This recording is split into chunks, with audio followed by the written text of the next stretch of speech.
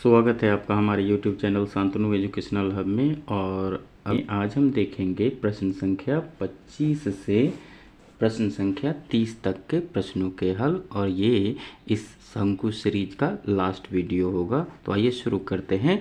प्रश्न संख्या 25 देखते हैं।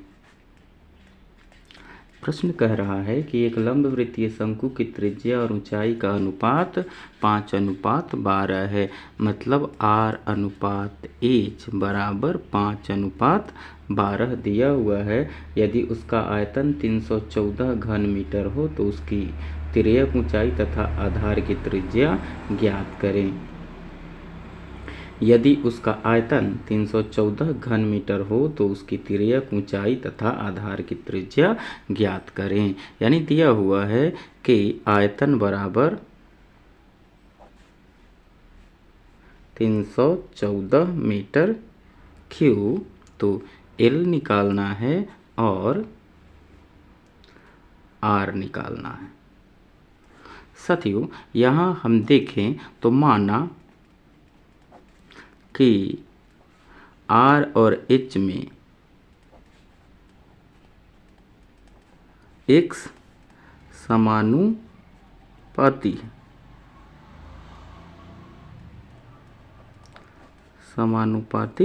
है, तब R बराबर 5x और H बराबर 12x। तो देखिए आयतन दिया हुआ है, आयतन बराबर 314 मीटर क्यूब, यानी 1/3 into pi into R² H बराबर 314 मीटर क्यूब। यहाँ पे वैल्यू पुट करते हैं तो 1/3 इंटू 3.14, पाई का वैल्यू 3.14, R का वैल्यू 5x है तो 5x का स्क्वायर इंटू H का वैल्यू 12x है तो 12x बराबर 314 मीटर क्यूब। यहाँ देखिए, इसको सॉल्व करें तो आएगा 3.14 गुना 25x स्क्वायर गुना 12x बटा 3 बराबर 314 मीटर क्यूब। ये 3 से 4 बार में कट जाएगा। इसको करें तो 25 चौका 100 और ये 3.14 गुना 100 x स्क्वायर बराबर 314 मीटर क्यूब।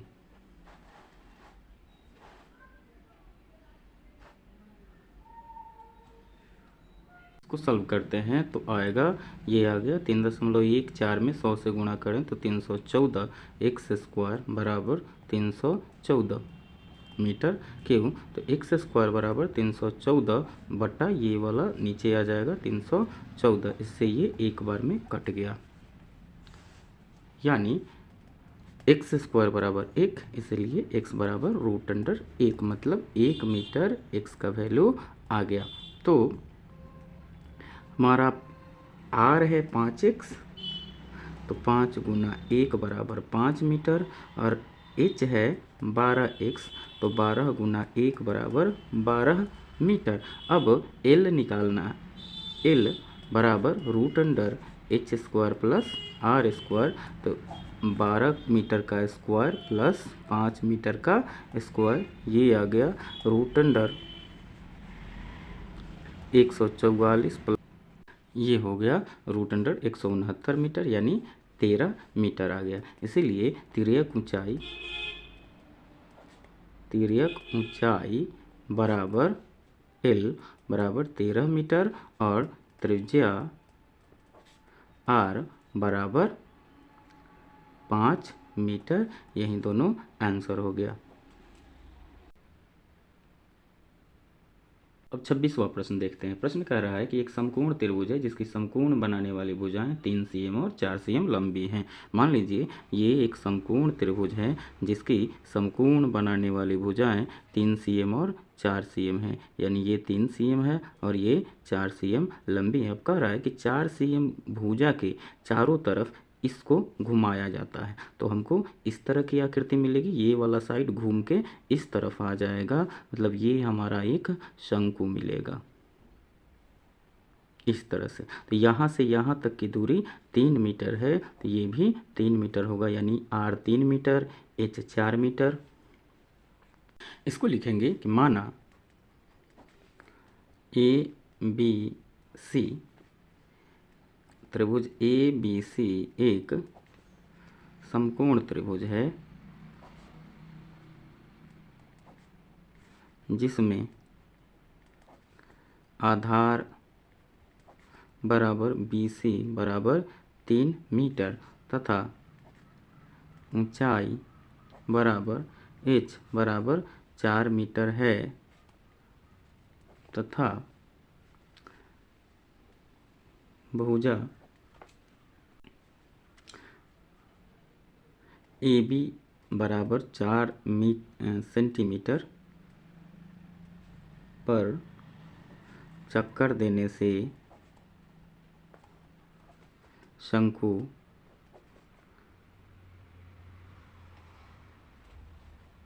प्राप्त हुआ। अतः शंकु की ऊंचाई बराबर 4 cm तथा आधार की त्रिज्या बराबर 3 cm। इसलिए शंकु का देखते हैं शंकु का आयतन। शंकु का आयतन बराबर 1/3 पाई r स्क्वायर एच, 1/3 पाई r स्क्वायर एच। 1/3 पाई का वैल्यू 22/7 और r त्रिज्या 3 cm है, तो 3 cm गुणा 3 cm और h का वैल्यू है 4 cm। तो ये 3 से 3 कैंसिल हो गया। अब आ गया 4 3 12 दूना 24 का 4 कैरी 2 और 12 दूना 24 2 26/7 सेंटीमीटर क्यूब। अब इसे भाग दें तो 7 तिहाई 21, 5 7 7 49 और 5 54/7 सेंटीमीटर क्यूब। यही आंसर हो गया। अब प्रश्न संख्या 27 देखते हैं।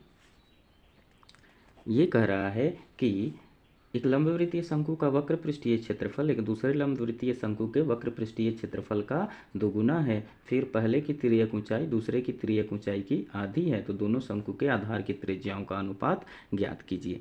मानते हैं इसमें, माना पहले शंकु की आधार त्रिज्या बराबर R1 तथा दूसरे शंकु की आधार त्रिज्या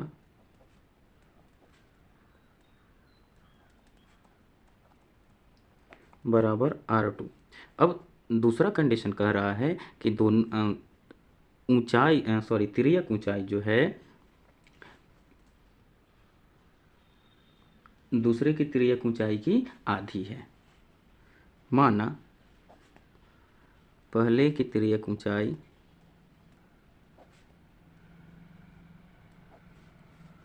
बराबर L, तो दूसरे की तिर्यक ऊंचाई ये चूंकि आधी है दूसरे से, तो ये दूसरे की तिर्यक ऊंचाई 12 हो जाएगी। पुनः प्रश्न से कह रहा है कि पहले की त्रिज्या, पहले का वक्र पृष्ठ क्षेत्रफल,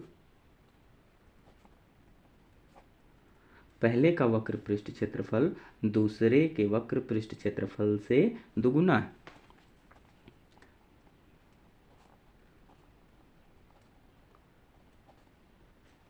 यानी 2 इंटू ये वाला पहला वाला दूसरे का दुगुना है। क्लियर है? अब फार्मूला लगाए, यहाँ पे क्या है 2 इंटू मतलब 4/1 यानी 4:1, यही हमारा अनुपात हो गया। यानी R1 अनुपात R2 बराबर 4:1, यही आंसर हो गया। प्रश्न संख्या 28 देखते हैं। 28वां प्रश्न कह रहा है कि एक समकोण त्रिभुज की समकोण बनाने वाली भुजाएं 3 सेंटीमीटर और 4 सेंटीमीटर हैं, यानी आधार और ऊंचाई 3 और 4 सेंटीमीटर है। उसे कर्ण के चारों ओर घुमा दिया जाता है, तो इस प्रकार से बने हुए दोहरे शंक्वाकार ठोस का आयतन ज्ञात। मान लीजिए ये हमारा एक समकोण त्रिभुज है जिसमें मान लीजिए ये ए बी सी है, जिसमें भुजा ए बी 4 cm और बी सी 3 cm है, यानी बी सी मान लीजिए आधार है, बी ऊंचाई है और ए सी कर्ण है। अब क्या किया जाता है, इस समकोण त्रिभुज को कर्ण को स्थिर रख के घुमाया जाता है, यानी इसको हम इस वाले को इस तरफ कर रहे हैं, ऐसे ऐसे घुमा रहे हैं। तो ये वाला भुजा हमारा यहाँ पे चला आएगा, यहाँ पे, और फिर ये इस तरह से लगा रहेगा, यानी इस तरह से हमारा चारों तरफ घूम के एक शंक्वाकार आकृति मिलेगी, ये वाली।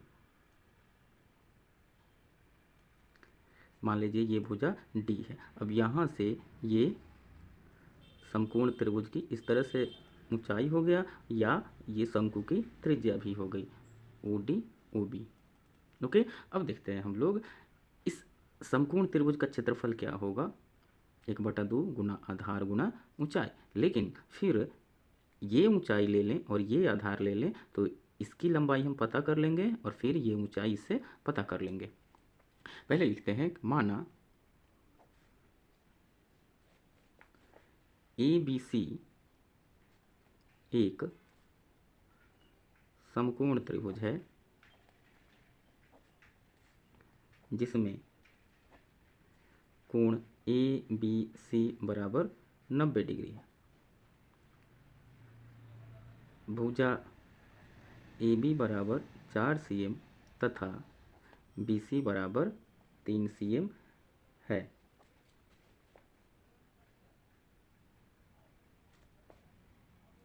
अब कर्ण AC पर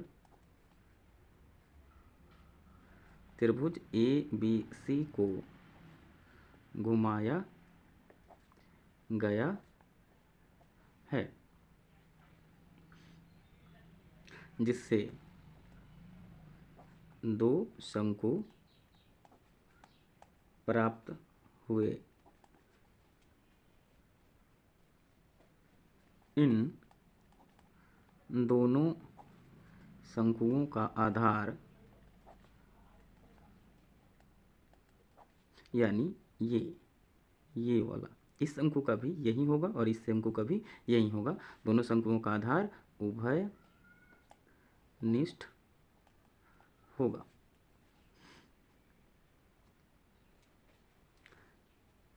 लेकिन इनके शीर्ष विपरीत दिशा में होंगे।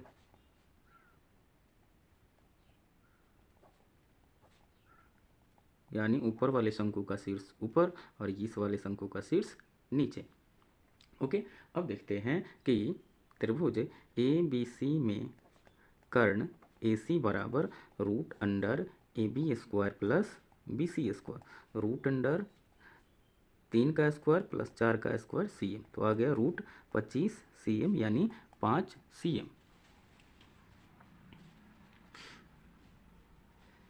अब आगे देखते हैं, समकोण त्रिभुज ABC का क्षेत्रफल बराबर 1/2 गुना आधार गुना ऊंचाई, आधार गुना ऊंचाई। तो इसमें आधार क्या है, आधार है 3 cm और ऊंचाई है 4 cm।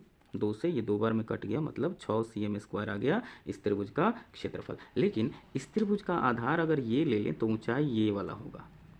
फिर समकोण त्रिभुज ABC का क्षेत्रफल बराबर 1/2 गुना आधार हम लिए AC गुना ऊंचाई हो जाएगा OB बराबर 1/2 गुना AC का वैल्यू 5 cm और OB का वैल्यू पता नहीं है। OB का वैल्यू OB रहने देते हैं, लेकिन इसका क्षेत्रफल आ गया है हमें 6 cm², यानी 6 cm² ये आ गया। इससे हमें मिल जाएगा OB बराबर 6 गुना 2/5 यानी 12/5 cm, यानी हमें OB और OD का वैल्यू आ गया। इसीलिए OB बराबर OD बराबर 12/5 cm हमें इसकी त्रिज्या मिल गई, शंकु की त्रिज्या मिल गई। अतः शंकु की आधार त्रिज्या बराबर 12/5 cm। अतः शंक्वाकार आकृति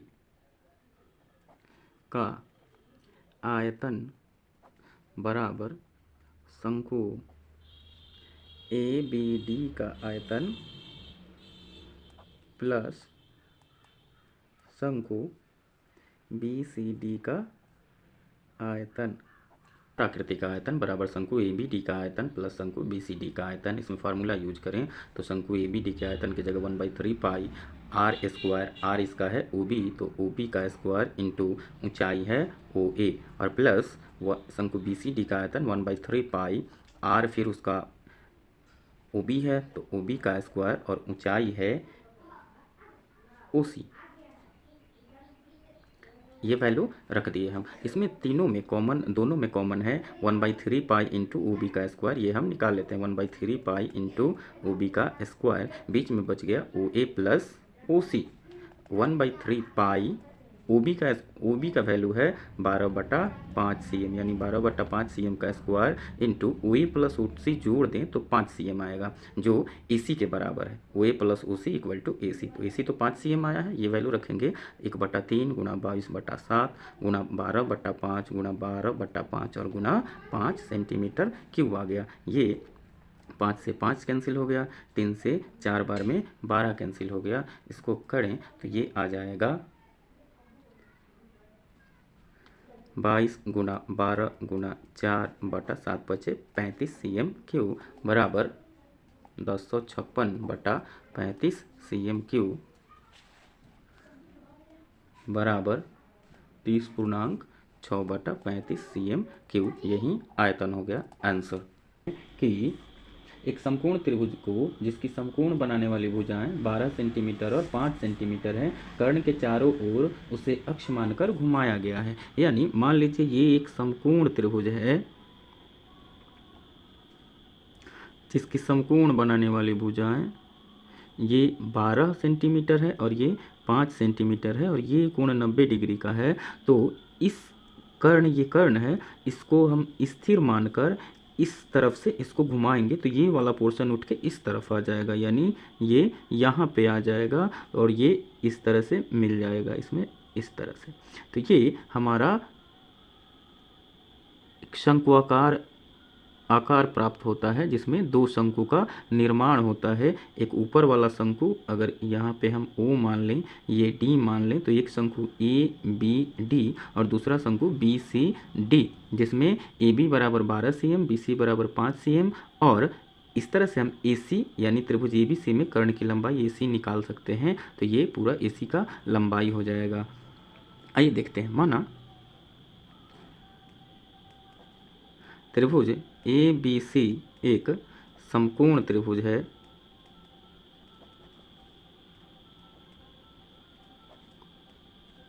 जिसमें कोण ABC बराबर 90 डिग्री तथा भुजा AB बराबर 12 cm एवं भुजा BC बराबर 5 cm है तथा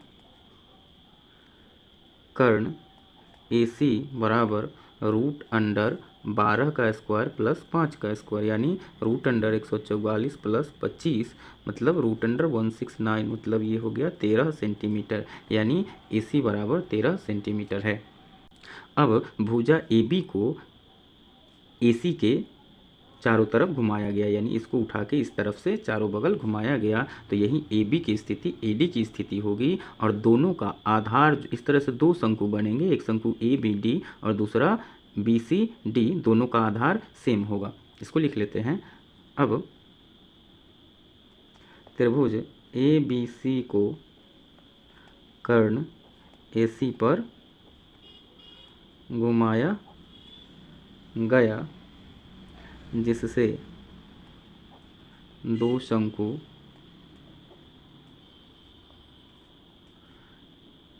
ABD तथा BCD प्राप्त हुए जिनका आधार समान है लेकिन शीर्ष विपरीत है।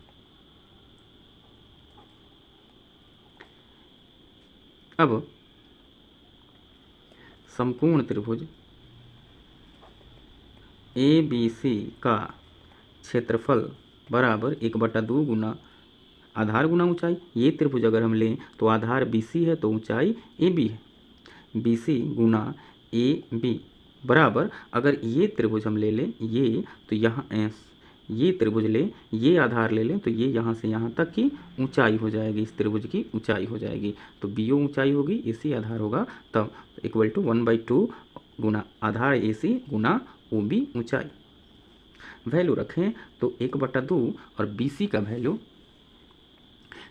वैल्यू 5 cm गुना AB का वैल्यू 12 cm बराबर 1/2 गुना AC का वैल्यू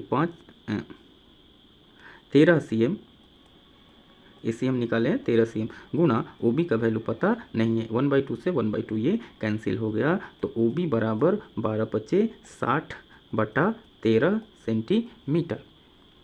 यानी हमें ये त्रिज्या, आधार की त्रिज्या मिल गई, OB बराबर OD बराबर 60/13 cm। इसको लिख देते हैं बराबर आधार की त्रिज्या।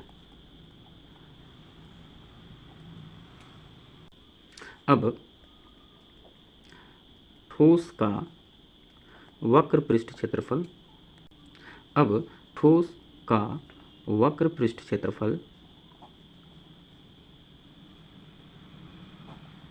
बराबर शंकु ABD का वक्र पृष्ठ क्षेत्रफल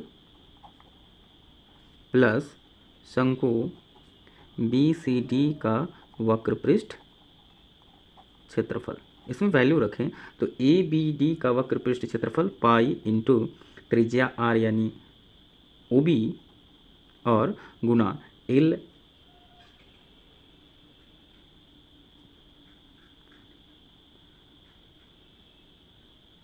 L हो जाएगा AB plus pi into R, इसमें R यही होगा OB इंटू L हो जाएगा BC इक्वल टू, दोनों में कॉमन है पाई इंटू OB हम कॉमन निकालिए तो इसमें बच गया AB plus BC equal to